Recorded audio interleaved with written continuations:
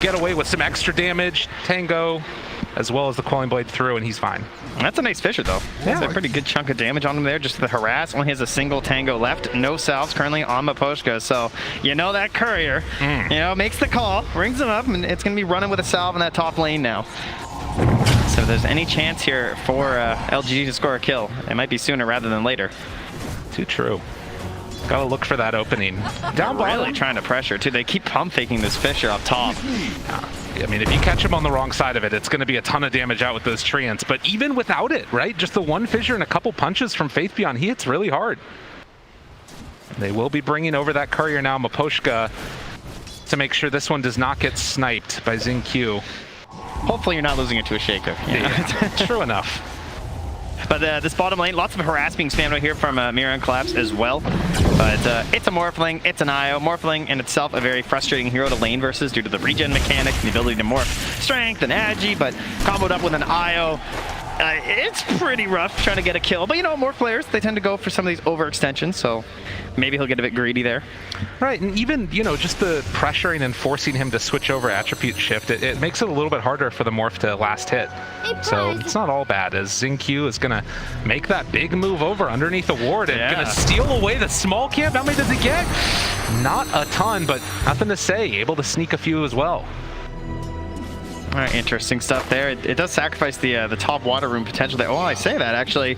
Miposhka moves in. Toronto Tokyo going to be able to pick up this water rune and maybe get some extra pressure onto XinQ. Jumps forward, and there's the first blood. Toronto Tokyo draws it. Well done by Miposhka. Like, not even just, he basically baited out that rune, right? Let's XinQ coming a little bit too close, get the first blood for Team Spirit, and they're off to a hot start in game 2 after already surprising pretty much everyone by going up one game. I mean, I agree. I thought their draft was better last game, but we just keep wondering, like, how long will the magic last with this team? It does seem like just an unbelievably improbable run. To think that this team came all the way through in the qualifiers. We're down 2-1 in that series against Empire, and now up one game against the, odds-on favorites. Oh, this Collapse, Skewer, pull back.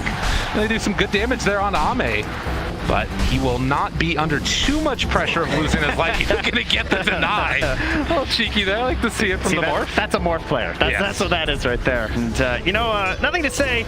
Maybe not a Pango player. I have some theories, guys. I mean, that was his, as far as I could find, mind you, I looked pretty quickly. That was his second professional Pango match. Yeah. Now, they played a lot of Pango when he wasn't available to play for PSG.LGD. And, of course, Coach Chaba stepping in, playing a masterful Pango. He did really well, and we've had this discussion of like how he sort of controls the macro game to help these players so they can think more about their own heroes and their own item builds, and they have a clear identity of like what I'm supposed to do in this game. But if you're not experienced on the hero, that formula doesn't work so well.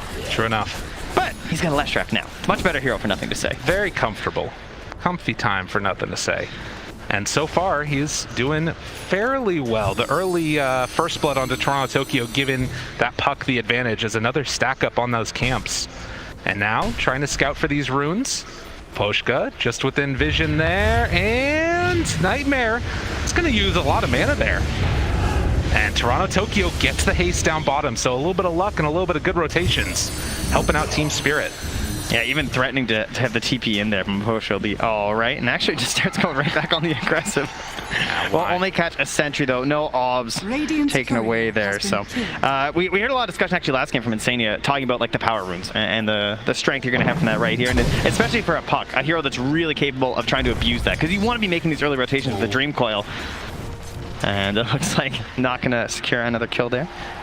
Yeah, I think it's an important point to make, is that you've got to watch so carefully on any of these other side lanes. If LGD overstep, they get a little bit close to a tower, Puck could easily make that rotation and kill off a couple. Oh, Miposhka gets spotted on the way out here. So did Sentry on the pillar, was kind of checking around, finding some wards, and then putting obs down by the Ancients. And there is a Sentry here on XinQ, so this could be pretty painful. Oh, he's got it, right? All right, they see it. I was right on the edge. That's a huge D ward. That was a lot of time spent from Miposhka. And at the same time, LGD gonna move in and head up top. Why and nothing to say together. Are they gonna try and make a kill here onto the Luna a little bit far out? And we'll see if they can connect with this one, but... This is a tower kill gank. Yeah. They're ganking that tower. It's not moving. They don't have to worry about it. Luna, she's kind of fast, She's got some night vision, maxed out Lunar Blessing. But a tower, it doesn't move. True enough. They're going to move in and next take hero. this one down. Mercy, can she just throw the tower somewhere? It's a possibility. Ideas. Dare to dream. Okay, that went down really fast. Yeah, this is a problem potentially. The early group up right there and the fact that you can't really contest it at all. Yadoro heads back into the jungle to farm up his medium camp. Look at Mapochka. He actually got spotted there. He did step in vision for a moment. And a correctly drawn line here from Y, I believe, is to his current path. But they did get down that ward. We'll see if that one gets taken away by LGD. As down bottom, able to go for the RP now, connecting on to Ame, but I don't know if this is going to translate into a kill. No, they don't think so, at least. They're not. Oh, there we go. Yeah, they bring in the IO as well, and that's going to be more than enough. Ame backs away perfectly fine. Poshko's just like, can I get something done here? You know, my wards, a little de-warded here, just roaming around. You know, it's actually Y, who's well known for being such a roamer, but on this IO having to play a little bit closer to his ally.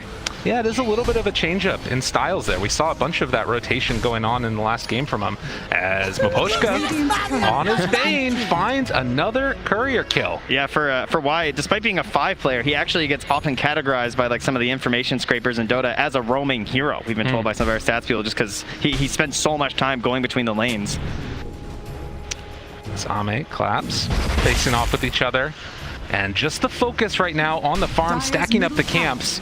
Ame again moves up to come and contest this, and Collapse, I don't know if they're really going to be able to do all that much to stop him. Very interesting, but Fissure up top. Now the follow-up, looking for it. Faithion there as well, and this is going to be a kill. That's a pretty stark difference to the 3 heroes stalking the Radiant carry, you know? They gotta get this kill, right? They gotta get something here, that's for sure. Mapochka's waiting off to the side. Nightmare down, a couple punches, but they bring in the IO, trade off that Nightmare, and that's gonna be more than enough for the moment, but why? Also dropping low, not low enough. Instead, they turn, find Collapse. One more touch is not enough with Faithion. TPing in, they might be able to find him here. That was the trusty shovel keeping him alive. Yeah, heading down to the south. TP is available, but Collapse in some trouble. Does the Spirit connect? Ugh, not quite gonna be on the mark. He gets out. Trusty shovel indeed. And up top, nothing to say. Zoning back Toronto Tokyo as he kind of came in to invade on the Ancients, but the pressure will stay in the bottom lane. And we already saw how quickly that top tower went down. No point slowing down here for PSG.LGD. It's interesting though, right? Because you can see that this is a dynamic that we've seen multiple times throughout this tournament. You have Team Spirit with a little bit of a lead, even though it's LGD that are taking down more of the towers. Just that stacking up, farming mentality we're seeing from Spirit right here. And look at the treants put out here. They're watching for Toronto Tokyo, right? Yeah. Because they know that everything's on this Dream Coil. That's by far the easiest way for them to initiate. So you just fan out your units like that from Faithion. And unless they're going to smoke in, you're going to catch that puck. And instead, they're going to find the Dream Coil towards the mid lane, trying to take down this ledge. Do they have enough? Yes. Toronto Tokyo picks up that kill.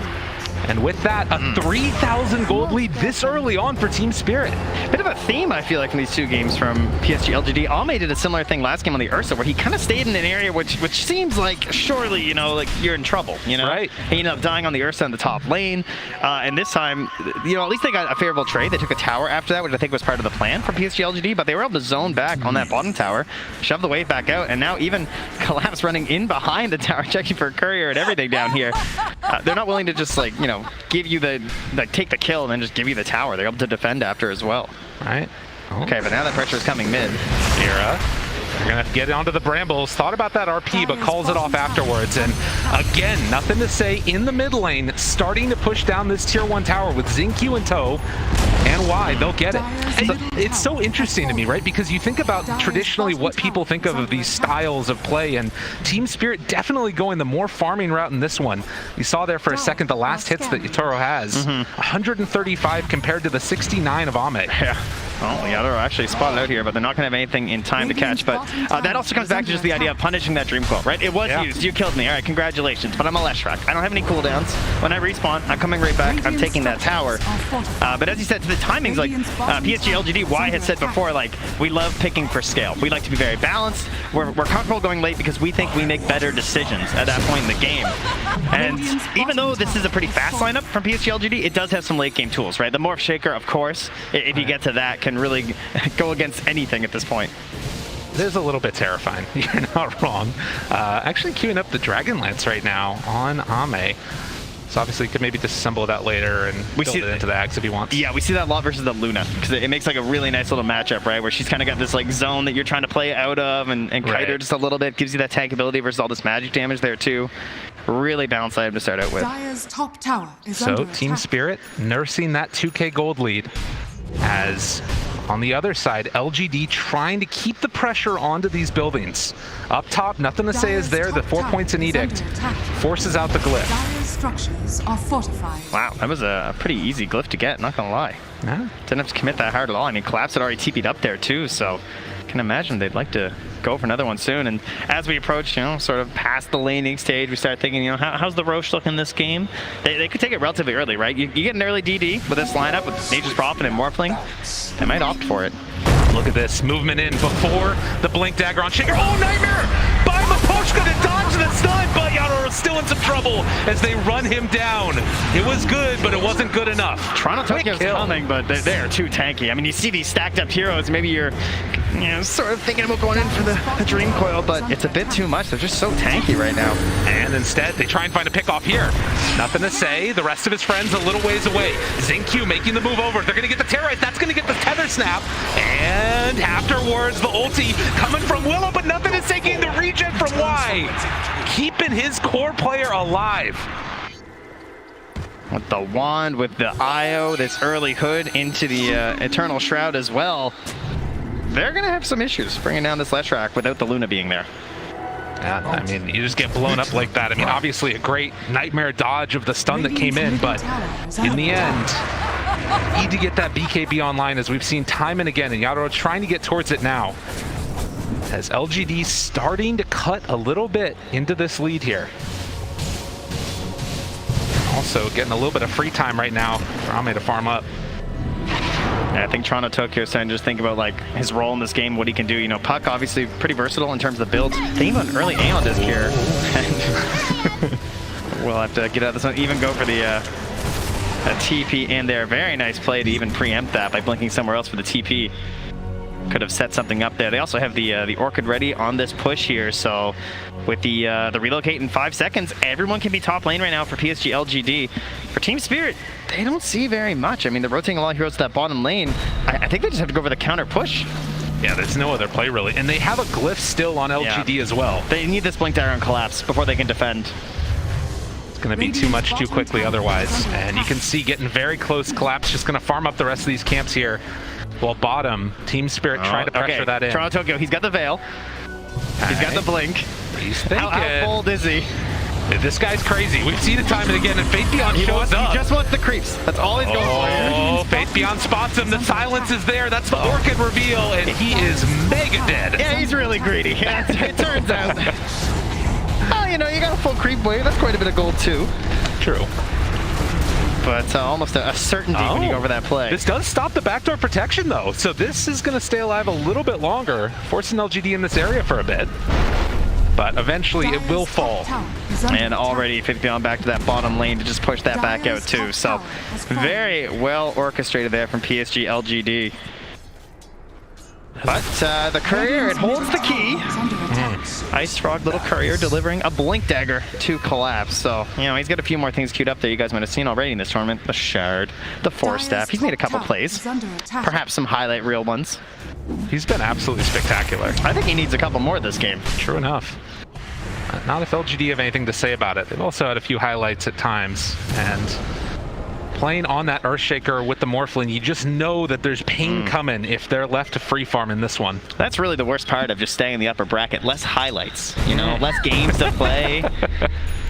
True enough, yeah. Especially when you crush your opponent so hard, and then finally being challenged now by Team Spirit. They're up one game again. Cinderella story that hasn't died yet. And seeing if it can continue on here in this game number 2. The BKB is done. Taking a look at a few of these other items around the map. Collapse has that blink done. Xingqiu getting closer to his, has it completed as well now. So all of the big fighting items online. That's a bit frightening. It feels so good because, like, obviously as the offlaner, you got to get these like earlier items. You got a bracer, got a mech, and then you get your blink dagger. When you're playing as a support, you just got that one thing you're striving for, and it's kind of unfortunate when they match up like that because, like, now it feels like your offlaner can actually play, but Xingqiu, like, this is an excellent counter initiation to have right now. With the way that their lineup's kind of set up, like, he can just lurk for so long. He can just wait on the side, and what kind of vision is going to catch him, right? Maybe an orb. Maybe you can take a fight at night like this and have the advantageous vision. Oh, but the skewer back immediately onto nothing to say, but he's going to live through that. Nice jump out there. Xingqiu saving the day even under that ward. I mean, they have relocate, they have Fisher. Yeah, they were super ready. That is a tough one, but at least the relocate gets burnt, right? Yeah. So that is something for them, but immediately into the Roche. Oh, and LGD gonna make a bit of a sneaky play here. Did Team Spirit know that this is going on? Where's your DD, guys? They're gonna have to push. I mean, this is down to about half HP now. Team Spirit, it's really well covered by the vision of LGD as well, but they're going to smoke up now. Can they get there in time? Aegis, it's super low now. They pull back onto Xingqiu. Going to try and take him down first. And they will get that kill, but it comes at the cost of the Aegis on Ame. No leaving it in the pit this time for any other teams. No. For IG, everybody knows. To the impurities. At the very least, you do get yourselves a kill from that, but surely still happy, you know, Xingqiu. That's basically an exchange. Sometimes you trade a Roche for a tower. Sometimes someone on your team just needs to go and kind of feed to block out the smoke. And in this case, that was just a small feed to help things out here. So another game where, like, the kills have also stayed pretty low. True. From game 1 and game 2. Feels like teams are being very picky about their engagements. So much on the line. It's incredibly tense for these teams. And again, you start to wonder how much the pressure is going to be affecting these plays. We'll have to keep our eyes out for it for sure. But Ame with the Aegis, another 4 minutes with this. And I believe this is going to be the Manta coming out pretty soon for him as well. He can start to play with a little bit more freedom here, potentially. And currently they already have amazing vision in the top lane. You can see this ward just been staying on the high ground here. About a quarter of its duration left. Nothing to say. Feels confident enough to be up there. They already control the outpost since they took that tier 2 so early. Team Spirit again just forced to try and hold on and try and build everything up into Yatoro this game. Does of course have this buffed up carry mentality that we've been working towards in this main bracket event for pretty much every team. You're going to have the empowered Luna. But, you know, it's not the wolf bite, it's not the tiny. So Yatoro got to do some heavy lifting here. Potentially, they have a Nightmare and then the walk away. They actually relocate into this one. There's relocate, there's Nature's Prophet. You know, it's very scary. If you don't have that really quick burst, you don't really want to take it right now for Team Spirit. But they forced out some rotations at the very least. They got to try and hold this tower, I think, or else this really wasn't worth it. No IO save this time, though. That's the danger of the relocate. Nothing to say outside of vision. They don't see him. Now they do. The pullback going to be able to get that skewer. The vision not quick enough. And nothing to say goes down. Now looking for more. Ame has to be careful. Xingqiu there as well. Oh, but Ame with the waveform through it. Brilliant play. And on this afterwards. Now the chase looking for more. Can they control? Do they have enough for the kill? The Terrorize comes out, but he got the strength form off. Faith Beyond jumps away. The skewer back onto 2. And the RP. Oh, collapsed it into him again. And look, they're just surrounding him. There's no chance to help. They have the IO, you have the shaker, but there is nothing else left in the tank there for Ame, although trying to TP out, but the stun comes through right at the end. And LGD, another triple kill for Yatoro. And Y will manage to escape from that one, but a huge win for Spirit here in game number 2. That is massive. Oh, what an amazing defense. And Class does it twice in the fight with the skewers, catching nothing to say. Like, you know, you talk about this idea with like the Aegis and like, well, what are you supposed to do with this Aegis? Are we supposed to push towers? Is that the goal right now? So, you know, should it be on the Morphling? You know? Right. Doesn't he kind of feel like the harder target to get in the first place, and instead you're sort of hanging nothing to say out to dry? Like, he gets one skewer and there was no chance to save him. Yeah, I mean, again, part of that is also the decision to stick around after that relocate was used, because that's probably part of their idea behind it. Yeah, I mean, that's your easiest long-range save, right? Unreal. 5-6. And Team Spirit playing just absolutely great Dota. Yeah, I'm sensing a smoke up Echo Slam here soon. You know, this is what you do. You lost your Aegis and you're like, okay guys, this is fine. Group out, we're gonna smoke. We've got our other tools back. Let's go dunk on some people. Xingqiu so often has been the answer and the playmaker for this LGD lineup. Whether it's the Snapfire or this Earthshaker, whatever it is that he's playing, he's making the big moves. So 21 minutes in now and continues to farm I mean, this is the thing that's really scary, right? Like, how many times have we seen these Lunas just get completely out of control and then just walk high ground with an Aegis? And now it also feels like they have some of those tools with the Blinks Online to actually win those Aegis fights as well. Yeah, sometimes they don't leave that high ground. It just takes one sort of mounting up there and it's over. Part of the reason why they can be a little bit patient here for Team Spirit, but patience, you know, that's not something they're very well known for. Oh, scary. Invis. And then the smoke up afterwards. Team Spirit looking on the hunt. But LGD, sensing danger coming their way, will retreat out. Just is he going to horn toss him again, Lyrical? Don't tell me he's going to horn toss him again. Oh my god, he got him again, Trent! They did it to him as they find the pickoff. Collapse, you're too good. What a smell. Unreal. Oh, they're so good at just finding that one kill and like waiting for this timing too of just this. Oh, they caught him on the zip. They pull him back in afterwards. Why? In some trouble. Skewer a little bit off the mark, but the Brambles are there for round 2 of it. Team Spirit, they came to play on finals day. Taking down Secret, now looking to go up 2-0 in the series against LGD. Meanwhile, Faith@Beyond, at least, you know, getting something back, right? Yeah, go grab that outpost, get it. But man, losing the Roche into just like taking over the map right now for Team Spirit. They're just having fun. That's what they say, right? They look like they're having fun. Well, Voshka looks like he's having fun. For someone who's playing Bane, that's as much fun as your face gets, I think. You know? They're on top of it. Killing it. And we'll see now if LGD can pull this back. I mean, again, we've talked so much about the effect that pressure has in this lineup. In a lot of ways built to try and just win the Aegis. Not a whole lot else is going to be acceptable for them and the sort of standards that they set for themselves. 5 to 8. I love how you see the sentry they put outside the base too, because I had the same thought. I'm just like, where was that ward? Like, how did this Magnus do that? You know, and just nothing. Collapse is just too good. He just feels it. He just goes. At the very least, yeah, it's a lot of sentries. They're all over the place. And, you know, that's because they also have the gem, I believe, still, yeah, on Toronto, Tokyo. So they know that they're in trouble when it comes to the vision game, and so you get into this place where you're just kind of spamming them everywhere. And Io, you know, you heard our lovely draft panel, as well as Insania, talking about like the sustain and everything, and Insania pointed out just like how much more valuable that healing is on the earlier end, right? You know, about trying to get as many of these mechs and these holy lockets as early as you can in the game. And when you have to spend on sentries, that can be a bit tough. But at the same time, you have a Shaker on your team, so you're making a sacrifice in terms of the goal to ensure that Blink Dagger is going to be there. Unfortunately, they haven't really gotten much out of the Shaker. A couple nice saves, but Xinq's still waiting for his big moment. And it's tough, right? Because you have to sort of go in and make that chaos happen first with the rest of the heroes on LGD, and specifically Nothing to Say. And he's built all these items to try and stay alive. The Eternal Shroud, going for the Halberd, now into the Plate Mail. And it has just not been able to be enough to keep him alive against the big plays from Collapse. MVP in this game too. And now? It's nighttime once again. So what do? We smoke. You got night vision, right? You have the advantage there. They're gonna have to rely on the treants from Faith@Beyond if they want to scout some of these plays out. That is the vision that they have at night. But the edge certainly belongs to Team Spirit. Absolutely. As they move up onto the high ground, Xinq feels like he's safe, but they drop down the ward right away. Xinq manages to get out of there, has that shard to create that separation. But again, a ward dewarded and taken away vision from LGD. They're just going to do the sweeping motion here, right?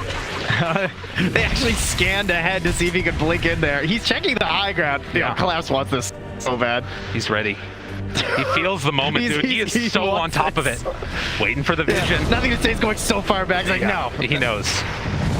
Fool me. Oh my god, that was close. Fissure afterwards. They're sensing it. They back out of there. He is feeling it today.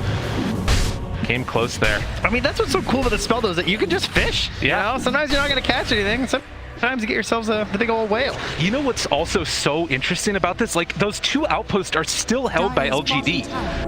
They're keeping so much pressure on the map by LGD, and Team Spirit, it doesn't look like they're that interested in trying to take it back. They're just looking for those kills now. Yeah, and unfortunately for them, it's going to be a very long Roche spawn, because that's kind of what they're playing for right now for Team Spirit, right? It's just like, we don't want to rush anything. We just need one more good fight. We're going to clear this entire base with our Luna, and we want the Roche for that. So they're going to be trying to control around the pit. Someone's going to sit in there. They're going to wait. They're going to be very disappointed for 2 minutes and 20 seconds. There you go.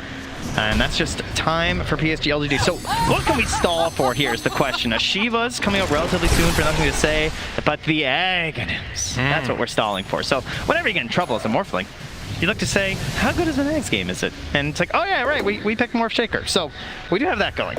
That's going to be the big window that they're looking for. Only 2 points in Enchant Totem right now for that Shaker. But can still be devastating with all the lockdown that you get. Now, interesting things that we're going to have to watch during that, though, will be the fact that it's the Aeon Disc on the puck, right? So they're going to be looking to catch and chain and even just try and, like, go through that stats resistance while it's actually active on Toronto Tokyo and just try and, like, keep chaining him down because he's not going to have the BKB. Radiant's middle tower. And then after that, we also know that Collapse, he really likes these kind of cheeky items, right? He doesn't like BKB. You see the plays this guy's making? There's the Aeon Disc out. Toronto Tokyo not concerned, just blinks away after the Aeon Disc is procced. And also getting that D ward again. So the question will be, when they come high ground, you know, will you find this big Morph Shaker play? Are you going to catch these heroes without the immunity that they need to survive what is obviously a pretty terrifying duo of heroes? Faith Beyond shows for a second. Collapse, looks for an opening, and sees him there. There's an opening, the horn toss, the pullback with Skewer, and immediately gets the kill. Nothing is free, not even pushing out a wave. That's the kind of punish that you need. I mean, they felt pretty free on this map, right? Because they are moving around as a single unit for Team Spirit, right? And that's why we're spotting some of these heroes just like Faith Beyond's randomly in a spot pushing on a wave, nothing to say. That's why they were able to control the outposts for so much longer than you might expect, considering the situation that Team Spirit was in. But the punishes are free, and so they will go back once more for a disappointing look inside the Roche pit, and then wait another 30 seconds, and then they'll go back and do it again. But look at this. They have that Aghanim Scepter done on the Morphling now. Puck also just finishing an Aghanim Scepter and has an Arcane Rune bottled. They're like sending in Wipers. Just these slow movements in.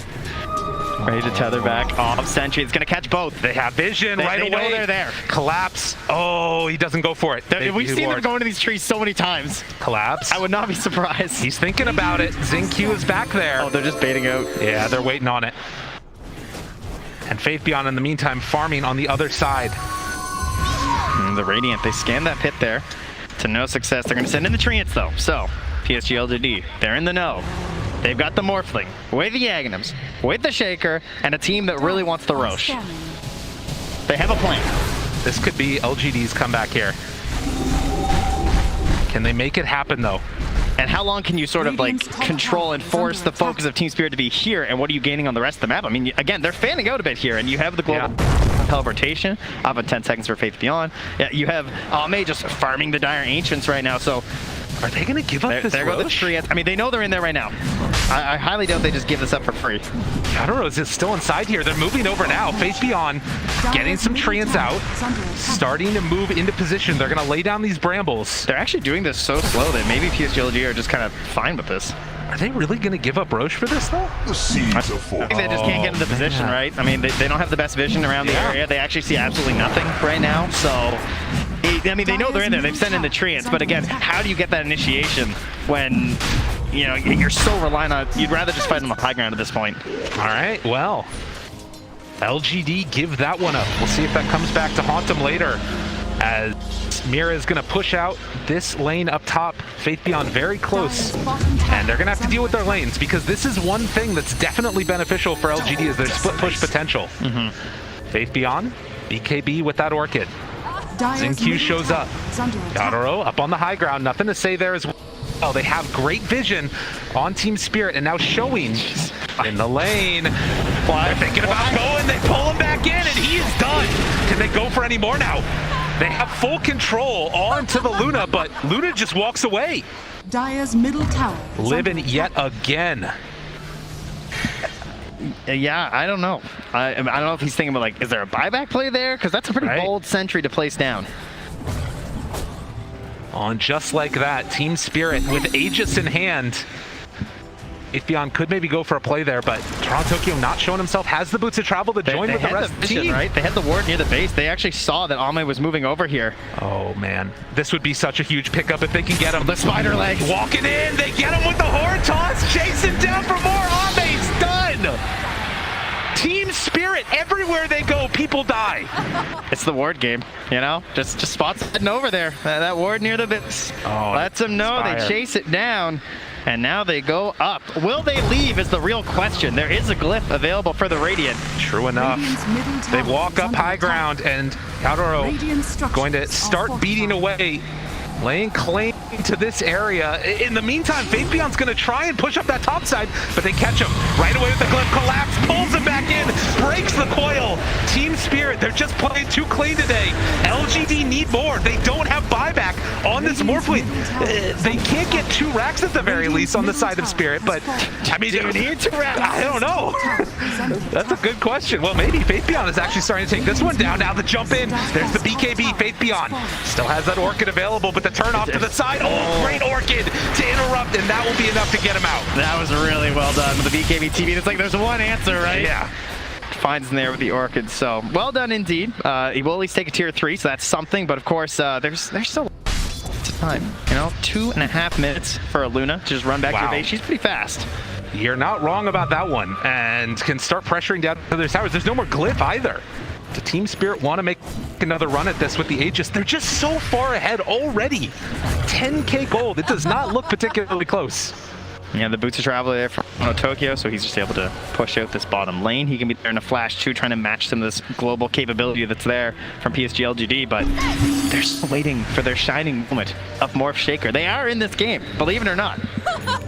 Just haven't had an opening. Satanic now done too for the Luna. Couriers just flying in everywhere, dropping off all these new items to Team Spirit. I mean, Yaotaro's almost 10k gold up on the next hero on the enemy team. LGD just don't have an answer for this Luna, particularly with the Aegis. And it looks so free for him. This is the path to victory for Spirit to go up 2-0 over LGD. They gotta guard this wave that's with them though. Faithbeyond has caught the next one. They're scanning that he's actually still there, so he's going back, trying to. He's gonna try and hunt down Beyond. Oh, and off to the side, they get the vision. Tries to chase him down there. There's the silence, the coil afterwards. Still hits pretty hard on Faithbeyond, but with collapse in the area, they're gonna break the coil and kill off the Prophet. How fast does he need to buy back is the question. Oh man. Can they actually like force it here? I mean, it's gonna be a while for the lanes, right? It's kind of where you're able to sacrifice your life sometimes on Nature's Prophet. I don't think they can punish this simply by the speed at which creeps walk. So it'll be a little more time now for LGD. But what are you gaining in this? You know, there's gonna be a Scotty done, so that is pretty huge actually. Scotty and the Morphling versus this Luna. And get a Satanic. I mean, it's looked so one-sided partially because LGD haven't taken that fight yet, right? And there's still going to be that window when they have the, you know, Ag Shaker and can go in all at once together. It's just they're waiting for that perfect fight. Still have to be careful of that one on Team Spirit. And with this Aegis, you would have to imagine it would come soon. Well, Collapse, you know, I think he wants his perfect game. He's the only one who hasn't died so far on Team Spirit. Absolutely carrying that offlane. No kill too. So giving, you know, such a charitable offlaner. That's the way it's supposed to be. Absolutely. Ooh, also that Aether lens for the extra range. So much range on absolutely everything in this game for him. But they're gonna get set up again. Morphling sending in Courier. This one might get scouted here, and oh, it's on the way out. Oh, with the Lucid Beam. Yeah, using the Lucid Beam and well the shard. played. That was the Scotty? Oh, yeah, God, it was. kill it, Scotty. Almost 3 minutes of, you know, it's okay. You know, they don't actually see enemy heroes. They just see enemy creep waves. That's the goal right now. Okay. The creeps are the true enemy. So that's why Faithbeyond, you know, he's not up top where the heroes are. He's down bottom where the creeps are. Just keep pushing them out. Keep them away from your base. Try and extend this as long as possible and then force Team Spirit into a bad position. And, you know, in the last couple of minutes, they caught up in terms of that work. You know, you look at this Morph. He just keeps climbing. Will it be enough, though? They can make the most of this, dodge fights, and then possibly get another fight around that next Aegis. That might be their window with BKB on Ame. I think what's very impressive from Team Spirit is how long they have just kept this single like ball rolling around together, and they're not panicking. There's a lot of teams that get to this point where like it feels like you've been roaming around for so long, and like now the Aegis is gone, so people said like they fan out a bit and they farm, right? Yeah. Morph Shaker will punish that with relocate, you know, with a Nature's Prophet. They will find you. They will kill you if you try and go out on your own. But with all the lanes pushed out now, Team Spirit, without that Aegis, still going to walk up and hit this a couple of times. You have 3,200 HP Yaro as well as the Butterfly gun. And they have it on the high ground that LGD don't know about. Collapse. They have collapse. Often he's been the one to make those big plays. They're continuing to push in the bottom lane. LGD hoping for an overreaction from Team Spirit as they walk up, start to hit these racks. But like bottom lane is they've morphed in as well. Actually, he's fully committed to the shaker. Terrorize afterwards, caught with the fear and the horn toss to pull back. They got nothing to say. He's so. They don't have a way to get to him. He is going to die here as they get the Fiends off and the eventual right click down to death. Oh, Toronto in the back. He caught one on the way. Gets one on to ZQ. He's in trouble now as well. They find themselves another pickoff potentially here. ZQ, nothing else left in the tank, falls down. That's a nice play. Very heads up there from Toronto Tokyo, just not letting him just get away with offering up the sacrifice of the last rack. You know, not just the goat. We're gonna take what is she? Cow? There you go. We'll take that too. Yeah. They're keeping these lanes pushed out. This is the only thing. We've seen a couple of teams, you think back to that Secret game, they were able to keep the lanes shoved in constantly and eventually win with an all-in push. And that might have to be what we see from LG as well. Maybe a relocate play with Morphling or something like that. No, don't. Do not say that. I won't allow it. You won't not allow here. It. Not some DD relocate Morphling. There's a chance. There's potentially a way. You got to be careful of your Team Spirit. With this global potential that they have on LGD, anything could happen. Radiant's bottom tower has fallen. The last outer tower. Now gone. PSG.LGD. On AC done. And Team Spirit starting to sense Roche going to be back up. 10 seconds. And with that, it could be the window to close this game out for Team Spirit. All right, refresh your eggs. What do we? As it will respawn right now. Get the eggs. Interesting. Smoke up though. LGD. Is this finally the fight that with? They've been sitting on this Ag Shaker for so long. Or Ags rather with the Shaker. BKB now done to boot. Yeah, that's a good point though. Maybe they get Zinq and eggs here. Yeah, that would be kind of nice. You can see Team Spirit not comfortable just hitting away in the Roche pit. Nothing to say, walks in.